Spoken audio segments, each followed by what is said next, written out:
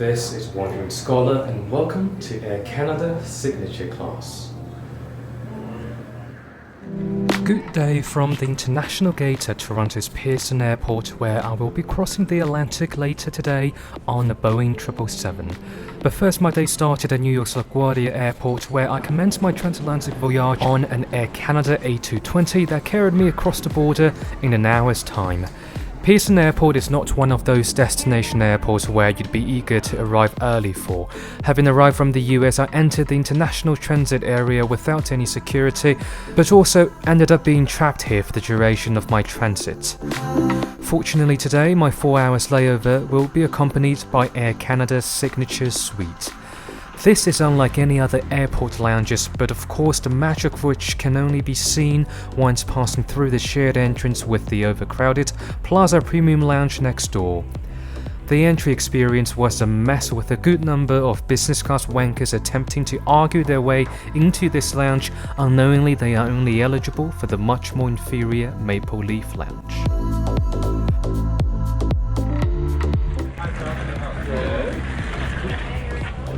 The high barrier of entry certainly demonstrated its necessity once an oasis of tranquility unfolded as I began my guided tour of the space. So there's just one section that's a luggage-free zone. It's our fine dining room behind the bar. You're more than welcome to sit over here with your luggage, and the buffet opens at 2 p.m, but you can still have the a la carte. The fine dining zone, are they open at the moment? Sorry? Are the fine dining zone open at the moment? Yes, right now we only have the fine dining a la carte, so you can have the a la carte in here as well. The Signature Suite can be best described as a fine dining restaurant. It has a rather modest footprint compared to many other international business class lounges, but that is exactly why the staff here offers such a consistently excellent hospitality. The casual dining room is situated against a backdrop of expansive Canadian rural landscape with a steel sculpture resembling cloud adding on to the airy atmosphere of this space. The only shortfall of this setup is the shared ceiling with the terminal, but that became very minor once I spotted a champagne bar carrying my favourite non-vintage rosé, Laurent Perrier. How's your day going so far? Been wonderful. I've had a flight cancelled in the morning, but I'm glad I made it here. Thank you. Transitioning to the fine dining room following my aperitif meant having to check my carry-on with the hostess at the reception. This must be the world's first airport lounge forbidden in carry-on bags. Dining is the absolute highlight of the Signature Suite. The menu at both Vancouver and Toronto are designed by Vancouver-based fine dining restaurant Hawksworth. It is also one of my favourite spots to dine at in the city. The wine list, while not as impressive as the Laurent Perrier Rose in terms of market price, does have an interesting logo selection.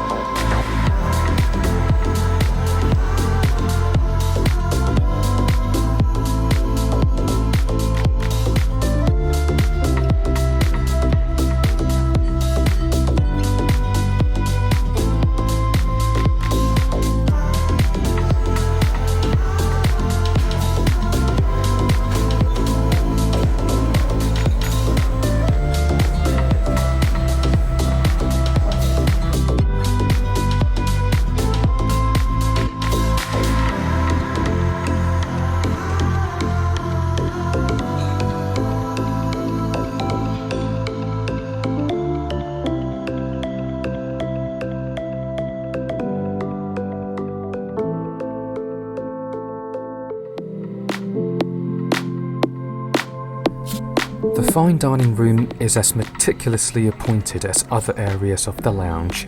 There is a huge private room overlooking the apron, seating up to 6 people that can be utilised by VIPs.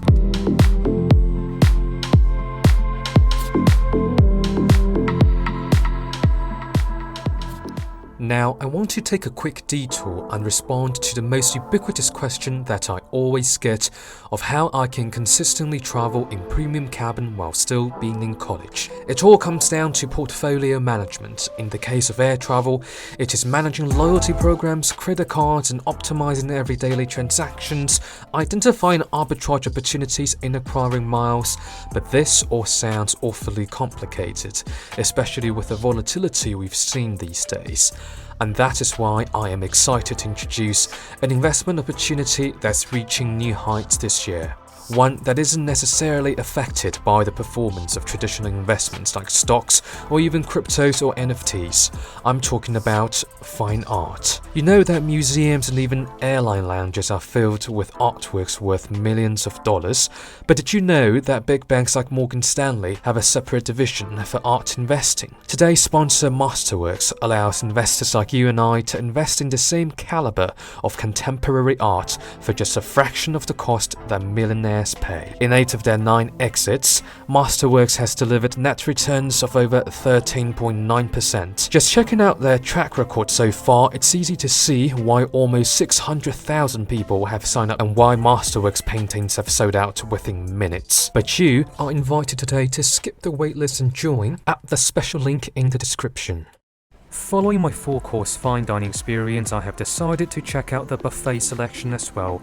The food here looks a lot more miserable than what I just had, and I can't imagine anyone would eat here unless you are in a desperate rush. There is nothing much to the signature suite aside from dining, but Air Canada absolutely nailed it. A genuine 5-star lounge and the best business class dining I have ever experienced on the ground. Now that was a phenomenal lounge experience on the ground. Let's see if it holds up in the air.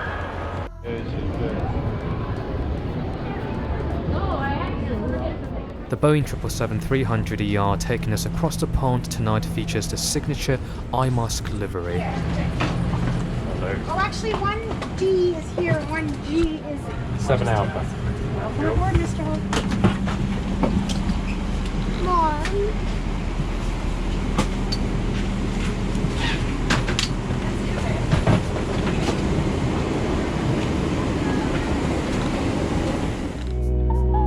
Expecting today's flight to be entirely full, I assigned myself 7 Alpha, the window seat in the last row of the main business class cabin for better privacy.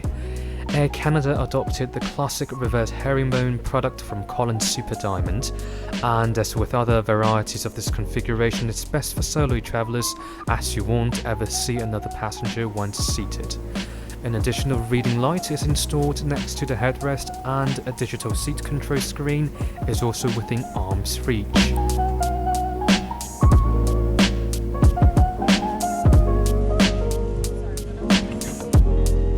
The crew distributed many amenities once passengers are seated, and a pre-departure beverage was also presented in real glassware. Cheers to a great night ahead.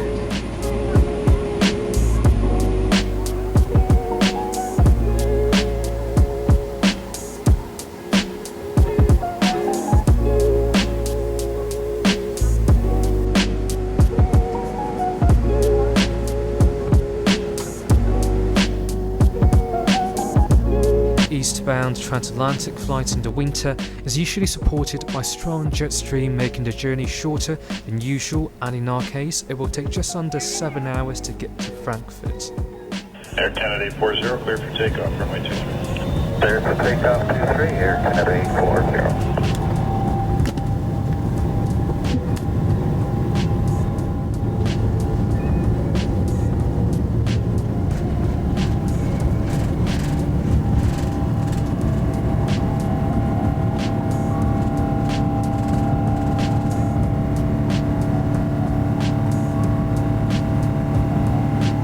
Darkness may have fooled you about this 4:50 p.m. departure time, but an hour-long tarmac delay preceded our takeoff as per usual Toronto standards in the winter.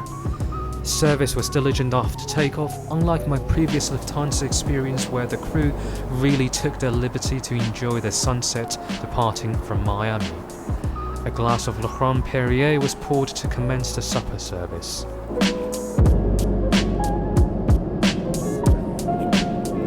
The purser on today's flight is outstanding in every way from hospitality to professionalism, a testimonial to Air Canada's excellent cabin crew that prompted me to fly with them again.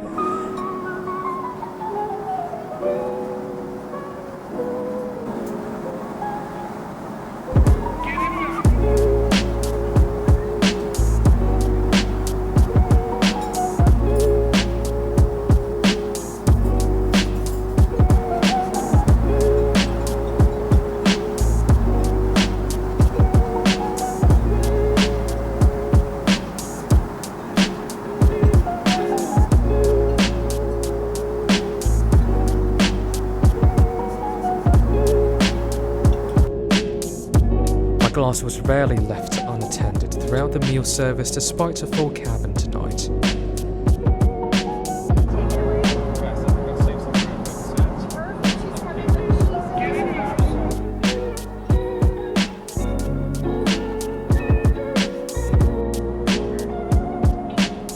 Dessert was wrapped up just under 2 hours after takeoff, and Air Canada certainly has passed the most important benchmark of transatlantic service, the efficiency of supper. Of course, being on a North American airline, I have succumbed to the reality of this part of the world and made my own bed from scratch. The bedding was abundant to say the least, with a huge pillow should you choose to use. The only big caveat about this Super Diamond seat is the tray table that is fixed above your knee space when laying flat. That greatly restrains leg movement and could be a deal breaker for many on a long haul flight. Thankfully, with only 4 hours remaining, I was able to clock in some nap before waking up to the continental breakfast, which I would have never woken up for if I were not filming this flight.